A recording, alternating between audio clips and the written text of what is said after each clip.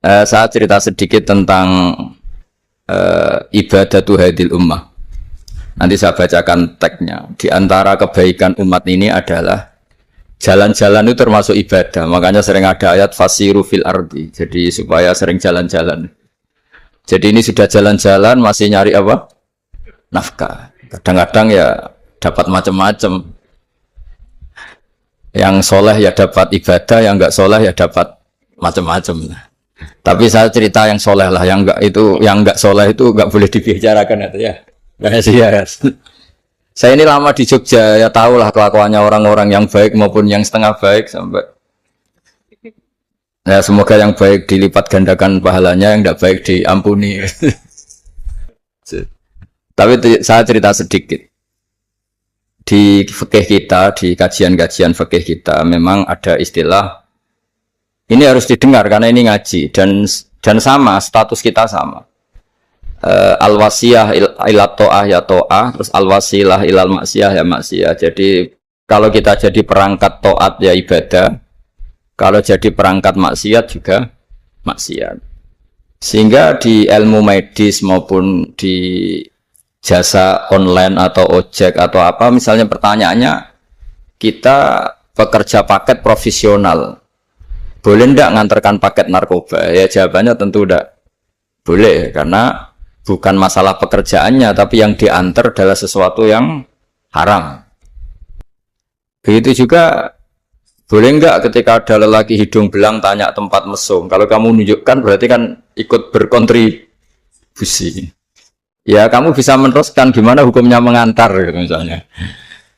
Nah, kiai juga sama sebetulnya. Kiai juga bisa dimanfaatkan orang yang macam-macam untuk kekuatan yang macam-macam. Jadi hukum ini sama, kamu tidak usah tersinggung misalnya.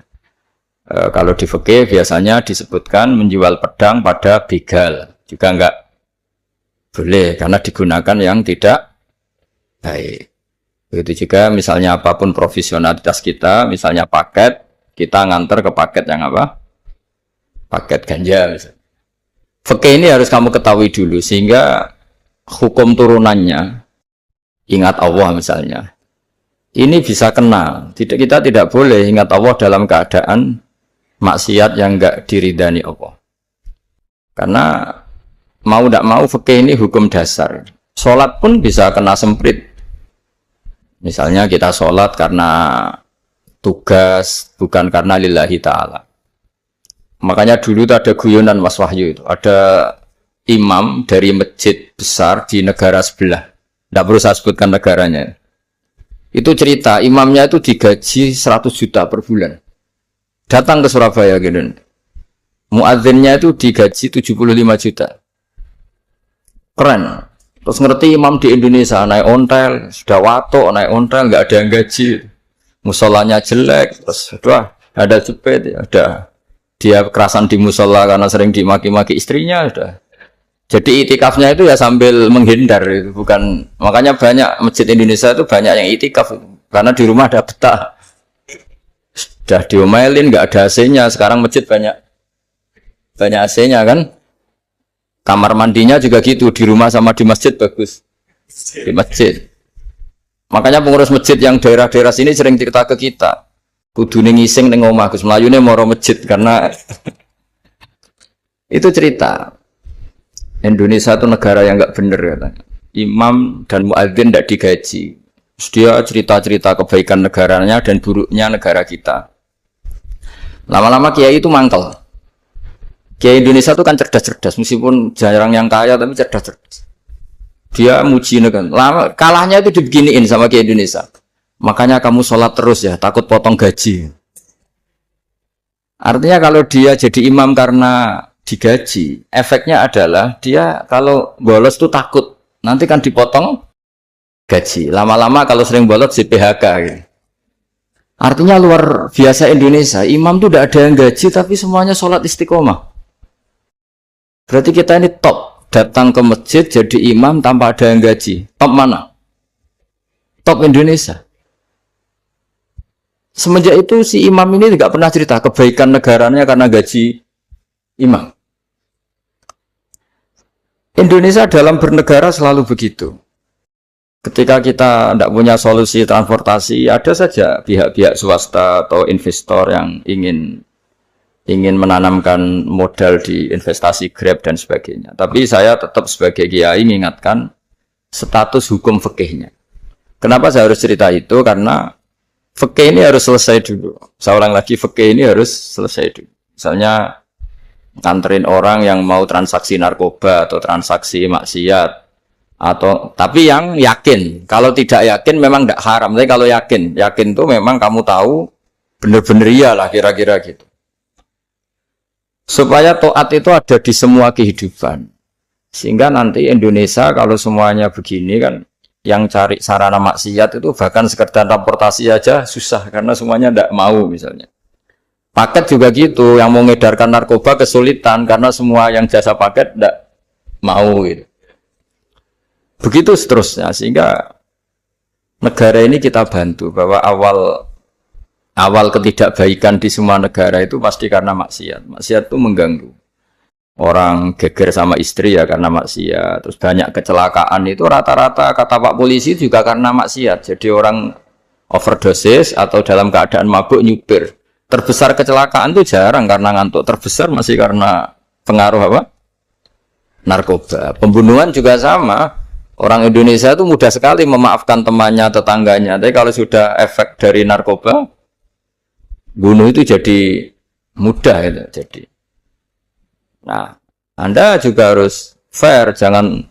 Tapi yang penting saya profesional nganter, gitu. Nggak mau tahu dia latar. Meskipun kita nggak boleh neliti orang ya, nggak boleh tajasus, nggak boleh neliti ini. Tapi yang jelas kamu tahu, yang jelas kamu tahu ya harus dihindari karena memang di semua profesi pekerjaan tuh utamanya kata Rasulullah SAW itu memperhatikan halal haramnya. Tapi ya saya ulang lagi tidak boleh sok suci, tidak boleh tajasus, tidak boleh neliti orang lain. Tapi kalau yang jelas-jelas untuk maksiat maka harus kita hindari. Termasuk masjid sekalipun. Dulu zaman Nabi itu ada masjid namanya Masjid Dirar. Untuk memecah konsentrasi sahabat. Sahabat itu begitu mencintai Nabi, mencintai Rasulullah. Ada orang kafir pinter, orang munafik pinter. Ini Muhammad harus ditandingi. Cara nandingi Muhammad jangan pakai dangdutan, jangan pakai bar, tapi pakai masjid. Karena ini suasananya kesannya bagus. Dibikin masjid tandingan supaya orang tidak ke Muhammad semua, tapi ke masjid ini. Ini pikirannya orang munafik. Artinya jangan kira terus masjid bebas hukum ya enggak juga. Masjid juga bisa kena semprit karena ini mendirikannya untuk bikin apa? Tandingan, untuk bikin masjid diror, kalau istilahnya Quran masjid diror. Semua sarana kebaikan juga gitu. Yayasan yatim piatu juga kena hukum, pondok juga kena hukum, semuanya kena hukum. Ada orang ingin jadi kiai padahal tidak pernah ngaji, terus bikin pondok. Akhirnya dia dipanggil Pak Yai, anaknya dipanggil Gus, padahal najis saja tidak tahu. Itu kan kasihan umat, akhirnya ada penyelewengan. Jadi semuanya kena hukum. Jadi Anda jangan tersinggung ketika saya cerita fikih untuk para teman-teman yang di Grab, karena memang semuanya kena hukum, bukan ya? Mesra dengan istri juga kena hukum. Orang terlalu mesra dengan istrinya pasti ibunya terlantar, karena menuruti bojo ya nuruti ibuke gitu. Kalau nuruti ibuke istrinya yang terlantar. Yang loyal sama teman ya istrinya terlantar. Yang takut istri temannya terlantar. Jadi itu semuanya kena hukum.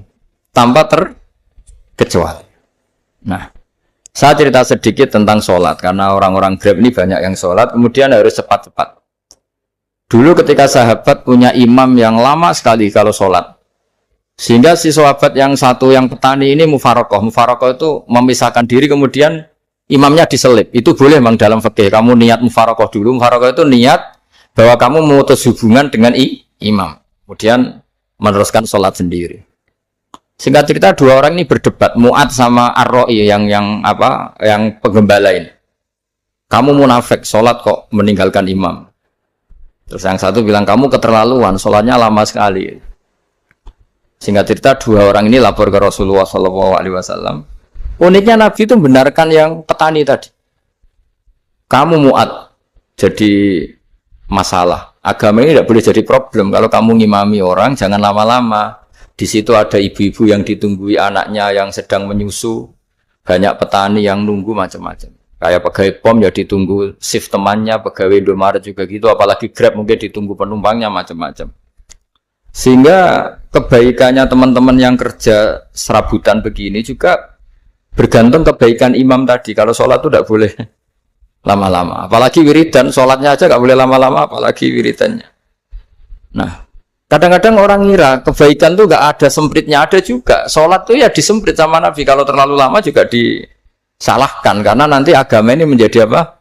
Problem, menjadi problematika. Nah, termasuk kebaikan kita ketika membolehkan ya atau mentoleransi atau mendukung pekerjaan mulai Grab dan lain-lain adalah agama ini rahmatan lil alamin. Dulu ada seorang sahabat tanya, ya Rasulullah, boleh enggak kita ngegeng di perapatan gitu? Kata Nabi, ya jangan kalau bisa. Tapi kita harus natahaddas, hanya itu tempat kita jagungan di perapatan, di tempat-tempat umum lah kira, di halte, Terus kata Nabi, enggak apa-apa, tapi fa'atut thoriq haqqaha, kamu harus memberikan hak jalan itu. Apa hak jalan itu? Satu, kamu amar ma'ruf, kalau bisa ya nahi mungkar, kemudian bikin suasana orang lainnya menjadi aman. Nah ini yang catatan. Kalau hitung saja, yang ikut Grab itu berapa hari? Nah, ini tuh energi besar kalau di atas 100, berapa? 100 ribu. Hitung ya teman-teman di Grab, 100 ribu. 100 ribu ini kalau soleh semua, atau setengah soleh lah, kalau soleh banget keberatan ya soleh, setengah soleh.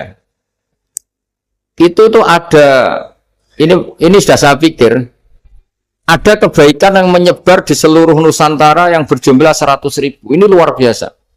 Ada kecelakaan dia menolong pertama, ada pemerkosaan menolong pertama, mungkin ada pencurian, ada apa. Maka kata Nabi, kamu kalau harus di jalan, itu kamu berkontribusi amar ma'ruf nahi mungkar. Saya sering ke Jogja karena saya mulai 98 di Jogja. Ya sering di terminal malam-malam. Saya ketika kecil itu sering diceritain orang nggak berani ke terminal ini banyak preman, nggak boleh ke terminal ini karena banyak preman. Ya mulai dari Sumatera, Jawa, hampir seluruh Indonesia. Kalau jam sekian sampai sekian sudah nggak berani karena banyak apa? Preman. Itu uniknya preman-preman itu selain dulu ditangani tentara dan polisi, itu urusan negara ya kali itu dan kita ngapresiasi. Itu hilangnya yang permanen itu bukan saja ditangani ABRI dan polisi, TNI dan polisi, tapi ditangani kultur. Banyak mulai orang soleh, santri dagangan di situ, ada ojek mangkal di situ, supir taksi mangkal di situ. Terus di sini orang-orang soleh yang menghalau ketika ada perempuan digoda atau perempuan dicopet atau apa. Terus lama-lama jadi kultur bahwa kebaikan ini dominan. Setelah kebaikan dominan ini otomatis menyingkir sedikit demi sedikit. Jadi selain negara ini harus melakukan sesuatu yang seharusnya, yaitu menjaga masyarakat dari kriminalitas, sebetulnya yang paling awet dan paling mudah dilakukan itu tadi, kebaikan harus menjadi kultur bersama.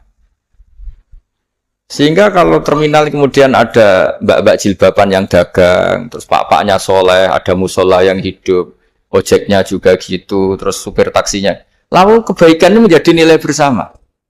Saking jadi nilai bersama, ibu-ibu yang takut atas dirinya, nggak ngojek kecuali pak ini karena terkenal amanah, nggak naksi kecuali pak ini karena terkenal amanah. Dan kita Indonesia itu ingin seperti itu, sehingga amanah ini menjadi nilai bersama dan otomatis menjadi keamanan bersama. Sarong Jawa itu tego nitipno anake karena dijamin aman, tego nitipkan istrinya juga karena dijamin aman. Nah kalau kebaikan ini juga menjadi satu nilai jual dan kita bisa mengawal secara serius, itu alhamdulillah betul. Nah dimulai dari mana? Satu, mental kita takwa. Kedua, sistem sosial, bahwa kita terkoneksi oleh indukan ya, juga terkoneksi oleh kepolisian. Maksudnya karena kita terdaftar, kalau ada anak hilang kan tinggal ini yang bawa wahyu misalnya. Nah, jadi saya mohon, semohon-mohonnya, kebaikan ini harus jadi nilai bersama. Setelah terminal itu banyak orang baik, otomatis yang ini tuh menyingkir. Akhirnya apa? Nanti yang bos-bosnya toko itu ya hanya nitipkan sama orang soleh. Yang mau nge-grab juga hanya titip sama yang soleh. Begitu seterusnya. Sehingga jadi siklus kebaikan yang bersama. Nah, ini yang dimaksud Quran wa tamiru bainakum bima'ruf. Iktimar itu namanya urusan bersama. Ya, saya ulang lagi ya. Jadi orang Arab kalau bilang iktimar itu urusan bersama. Sehingga bahasa Arabnya konferensi besar itu kalau di NU disebut apa? Muktamar. Muktamar itu menjadikan urusan publik dirembuk, itu namanya apa? Muktamar. Nah, di antara kebaikan yang diinginkan Islam itu wa tamiru bainakum bima'ruf. Urusan kebaikan ini menjadi urusan apa?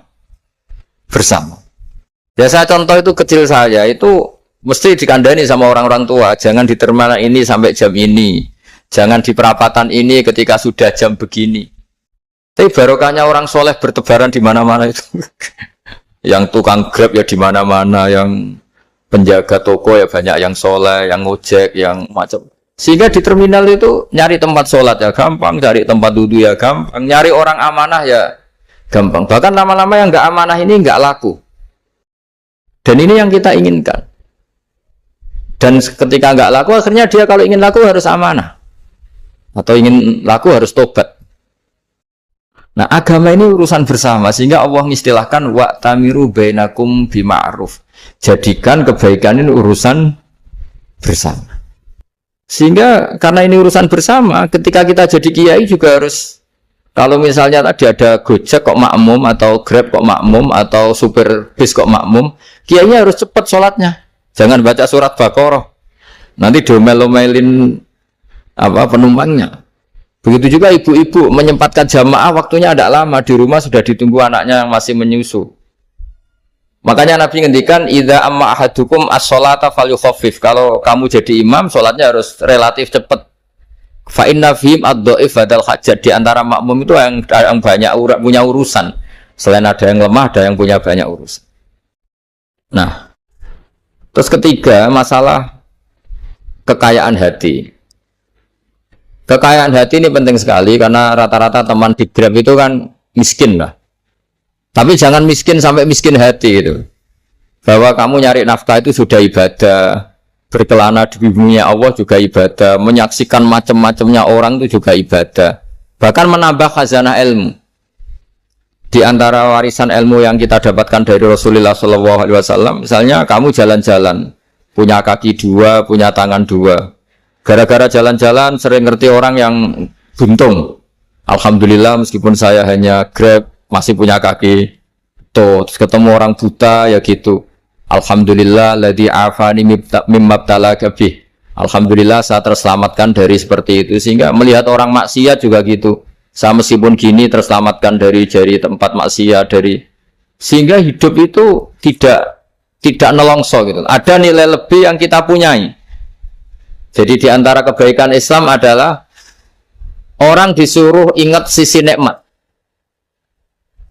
Nah, kalau nikmat itu sudah ada semua, kata Imam Ghazali, nikmat hidup. Kata Imam Ghazali, jika nggak ada kenikmatan yang Anda punyai, kamu datang ke kuburan. Disuruh datang ke kuburan.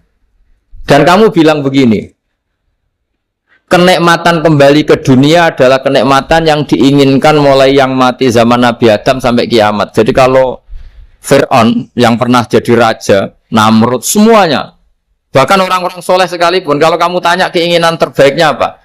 Ingin kembali hidup untuk membenahi kesalahannya zaman hidup.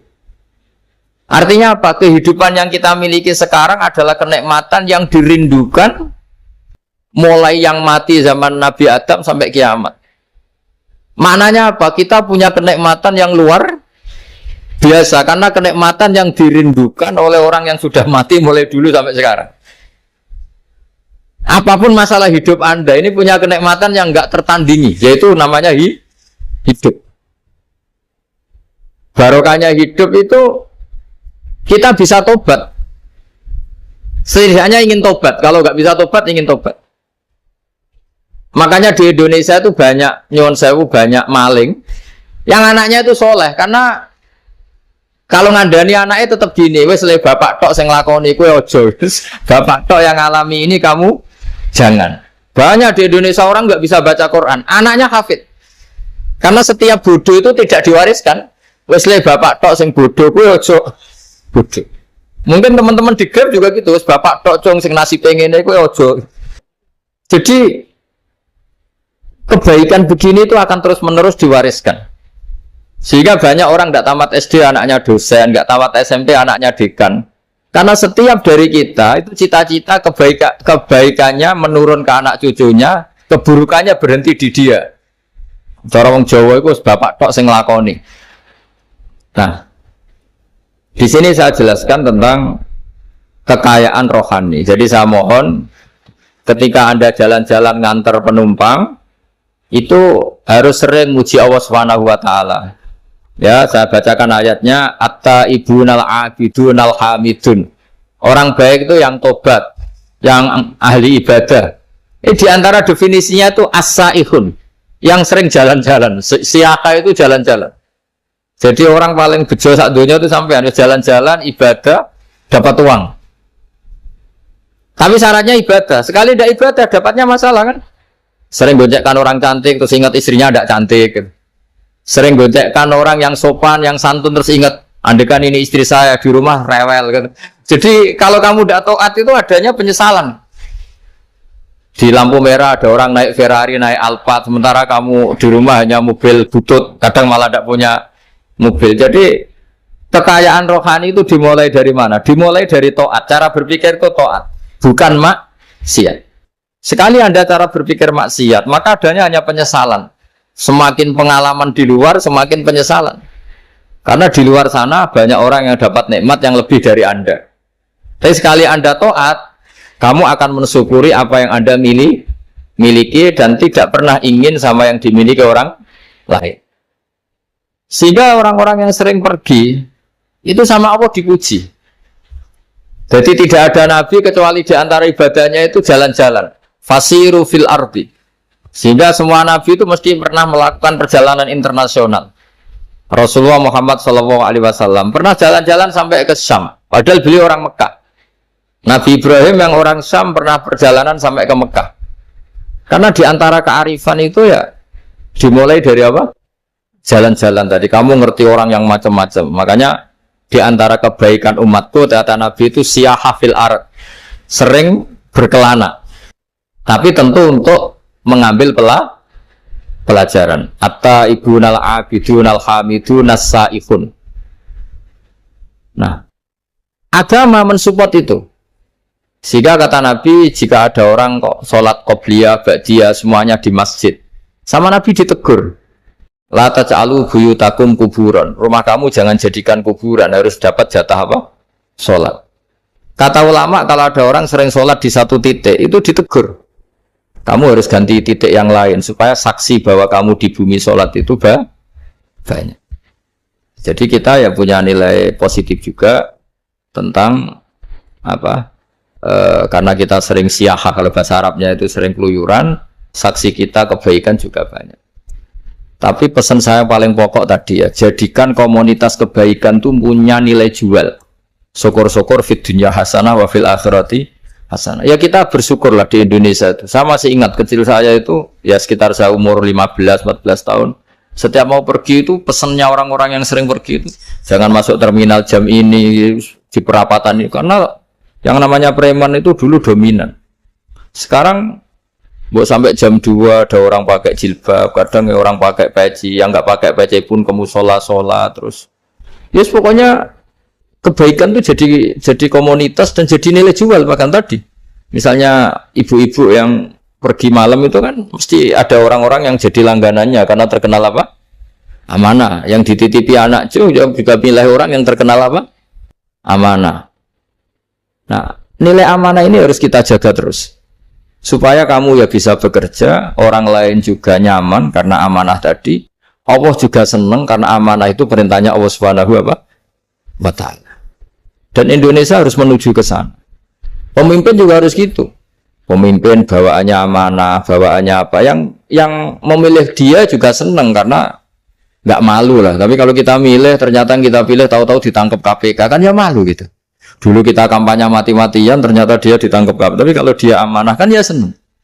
Sama kalau tukang Grab ketangkep satu karena penodaan atau karena pengkhianatan, yang malu juga semua. Karena kadang-kadang nanti digeneralisir seakan-akan semuanya seperti itu. Tapi dengan reputasi panjang, nggak pernah terjadi apa-apa dalam Grab kan otomatis lainnya juga terangkat. Nah, ini yang dimaksud wa'tamiru bainakum bima'ruf. Jadikan kebaikan itu urusan bersama.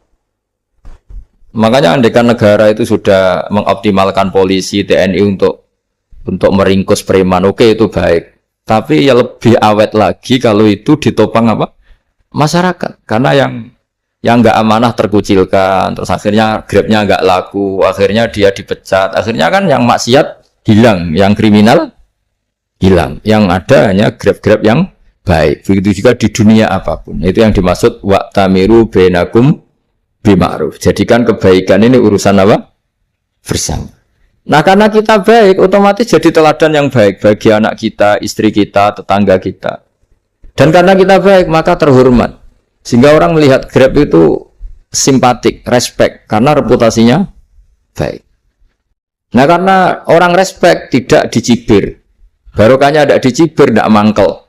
Barokahnya tidak mangkel, tidak saling ejek, bahkan tidak saling bunuh. Coba kalau kita jelek, dicibir orang, kita dalam keadaan mabuk, tidak terkontrol, bunuh. Jadi efek dari maksiat itu begitu buruknya. Sehingga penelitian itu mengatakan kebanyakan kecelakaan ya pemicu utamanya rata-rata ya nyupir dalam keadaan mabuk. Beberapa nyuwun sewu kasus-kasus kriminal rata-rata ya dipicu oleh hal-hal seperti itu. Makanya meskipun di luar saya tolong hindari narkoba, hindari hal-hal yang maksiat supaya pekerjaan Anda ini barokah.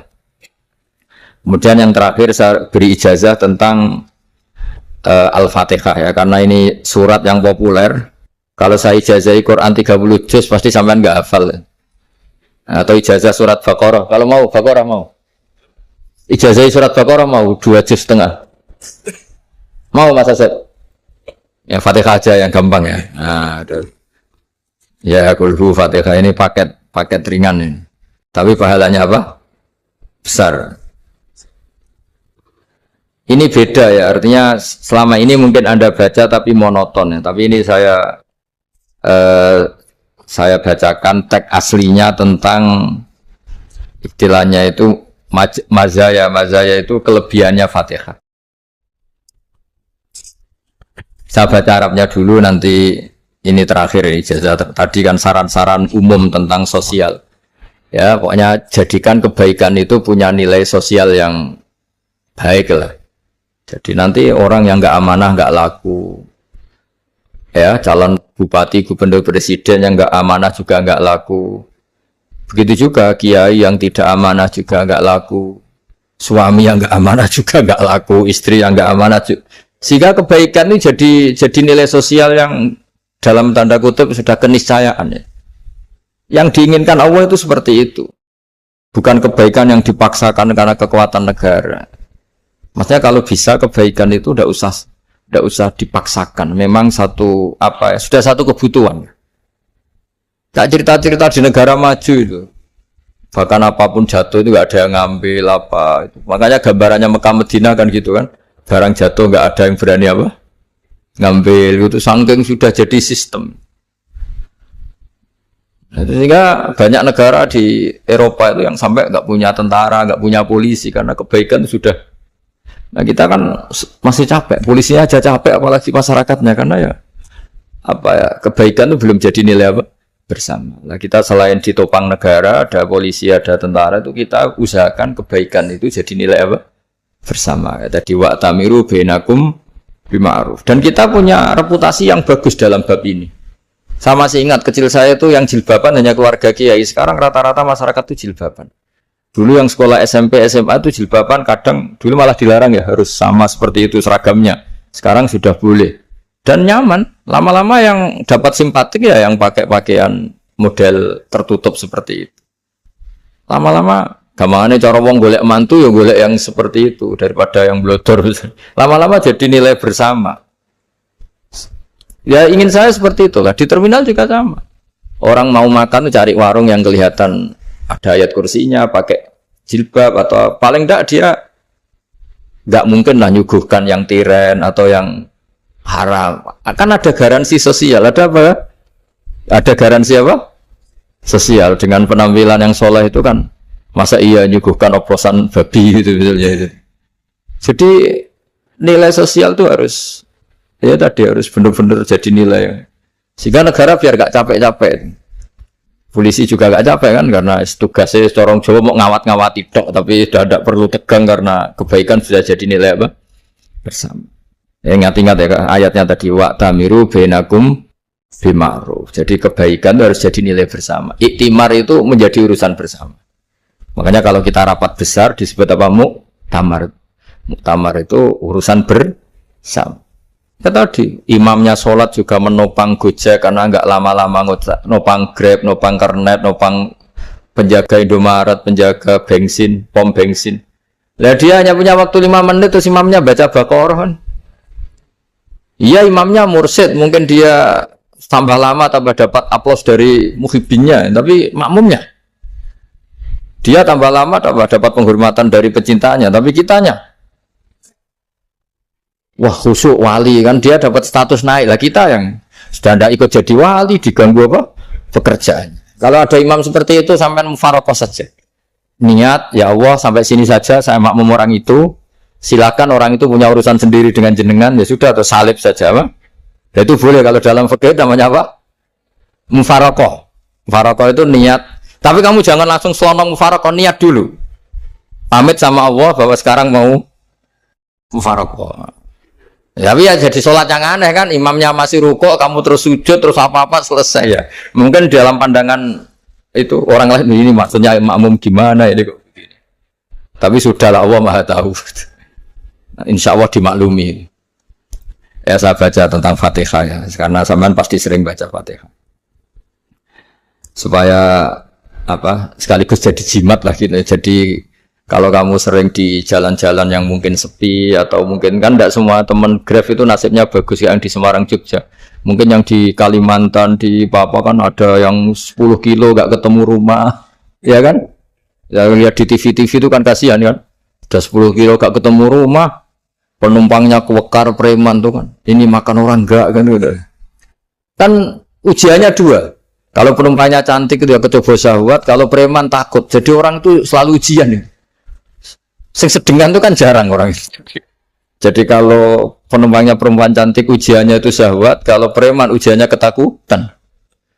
Kalau orang yang lemah bawa uang ujiannya kamu ingin garong. Jadi hidup itu memang semuanya ujian. Liyabluwakum ayyukum ahsanu amala. Makanya saya sering ditanya oleh teman-teman, Gus, nah ujiannya kenal wong wedok elek piye? Sama, kenal wong ayu ujiannya syahwat, kenal wong elek ujiannya ngenyek, itu sama-sama dosa. Syahwat ya dosa, ngenyek juga dosa. Wah elek keriting untune metu ya dosa ngomong gitu.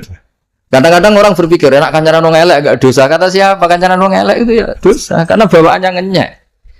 Ngenyek itu menyepelekan itu. Makanya saya itu ya enggak mau berteman sampean. Nanti kan bawaannya ngenyek atau seneng ya tidak tahu. Ya sudah ada takdir saja kalau ketemu ya tak ulang ngaji gitu. Tapi ini ngaji terakhir, setelah ini ngaji biasa aja, tidak usah resmi gini. Ngaji kok resmi aneh. Pokoknya nanti suatu saat kalau pandemi sudah berlalu saya akan ngaji Rebone, lalu ini ngaji. Ini ngaji yang kurang bagus karena ngatur kiai kurang berkah ini. Nanti tapi ya lumayan lah masih mau ngaji. Ngaji kok tanggal ini jam ini. Sekarang suatu saat kamu tak panggil, Mas Wahyu datang ke sini jam ini, tidak mesti bisa. Mungkin pas ada acara apa, oh, maaf ke sini pas ngecek, pas apa. Jadi ya sudah, tapi tak maafkan, enggak apa-apa. Takdir, ya. Tak bacakan, supaya sampean tahu keramatnya Bismillah. Nah sebelum saya bacakan Bismillah Fatihah, tak beritahu tentang ilmu tafsirnya, karena ini penting sekali. Fatihah itu dawuhnya Allah, tentu itu dawuhnya Allah. Saya ulang lagi, itu kalam Allah. Tapi yang sudah diberikan kesampaian ke kita semua, sehingga seakan-akan itu menjadi dawuhnya kita ke Allah. Jangan salah loh ya, Fatihah itu dawuh Allah tapi sudah diberikan ke kita, sehingga posisi kita itu yang punya itu. Nah kenapa ini perlu dijelaskan? Karena nanti ada kalimat iya kana budu wa iya kana stain. Kalau itu masih kalam Allah, berarti Allah ngomong ke kamu, ngendikan ke kamu, kepadamu aku menyembah. Masa Allah menyembah kamu? Nah, sehingga ilmu tafsir itu menyelesaikan itu dulu ya. Saya ulang lagi ya, sebelum sampean sering baca Fatihah, aku yakin ya sering baca. Tapi barokahnya ndak paham itu ndak pernah janggal. Enggak paham itu ya penting supaya ndak iskal, ndak janggal. Sebetulnya di kalimat itu ada yang janggal. Kalau Fatihah itu kalimatnya Allah atau kalam Allah, bagaimana dengan kata-kata iya kana budu? Masa Allah ngendikan ke kita, kepadamu kami menyembah. Masa Allah menyembah kita? Maka penyelesaiannya secara ilmu tafsir gimana? Semua ulama mengatakan, bukan satu dua, semuanya mengatakan di Fatihah itu semuanya diberi kawalan kalimat. Saya ulang lagi ya, di Fatihah itu semuanya diberi awalan kalimat qulu, katakan wahai hambaku begini. Ya, katakan wahai hambaku begini. Nah, begini ini pelajaran dari Allah yang sudah diberikan ke kita. Terus kita mengatakan bismillahirrahmanirrahim, alhamdulillahirabbil, termasuk kita mengatakan iyyaka na'budu wa iyyaka nasta'in. Jangan bayangkan Allah ngendikan ke kita. Kalau Allah ngendikan kita berarti gini, hei wahyu ihdinas siratal mustaqim, tunjukkan saya jalan yang benar. Nah nanti kamu terus, ya Allah, Anda aja minta tolong saya minta tolong siapa kan, jadi panjang kan. Ya, saya ulang lagi ya. Jadi itu di Ulumul Quran diterangkan gimana? Sebelum baca Fatihah, ya. Fatihah itu kalamullah, ngendikane Allah, tapi yang sudah diajarkan ke kita dan sudah milik kita. Sehingga kalimat itu menjadi milik kita. Tapi ya kalamullah, tetap kalamullah, tapi sudah menjadi milik kita. Udah paham ya? Ya pinter naon. Ya, karena kalau tanpa penjelasan seperti ini, Anda akan iskal. Bagaimana Allah, iskal itu janggal, bagaimana Allah mengatakan iya karena butuh. Kan jadi aneh ya? Ya, jadi tak jelaskan secara ilmiah ya. Jadi kata ulama-ulama tafsir, ayat-ayat Quran seperti ini sebetulnya dimulai dari qulu, apa? Meskipun nggak dilafatkan. Itu kan sama dengan qul huwallahu ahad Muhammad. Katakan kalau Tuhan itu satu. Ya namanya Quran itu kan kalam Allah, membina nabinya, membina umatnya. Makanya dikatakan atau enggak, di sini tersembunyi kata qulu, katakan. Ya. Jadi ya ibarat apa itu? Kamu ngajari anak kamu lah. Panggil jenengan bapak kula. Itu maksudnya anak itu, kalimat itu kalimat kamu, tapi kamu ajarkan ke anak kamu. Terus anak kamu bilang, Pak jenengan bapak kulo. Nah, ketika kamu mengatakan jenengan, bukan kamu mengatakan jenengan anakku, berarti anakmu itu bapakmu, kan lucu kan? Anak kamu ajari jenengan bapak kulo. Kamu, engkau, bapak saya. Terus anak kamu mengulang, jenengan atau kamu bapak saya. Berarti itu kalimat yang kamu ajarkan, tapi sekarang sudah milik anak kamu. Kalau itu kalimat kamu kan lucu. Masa anak kamu bilang bapak? Nah itu seperti itu. Jadi ulama memberi solusi atau jawaban iya karena abudu. Iya itu sebelumnya ada kata-kata qulu. Katakan wahai hambaku, hubungan kamu dengan saya adalah katakan iya karena abudu wa iya karena nasta'in. Terus hubungan kamu dengan saya katakan juga dalam doamu ihdinas siratal mustaqim. Jelas ya, jadi itu kalam Allah yang sudah milik kita karena diajarkan Allah untuk kita.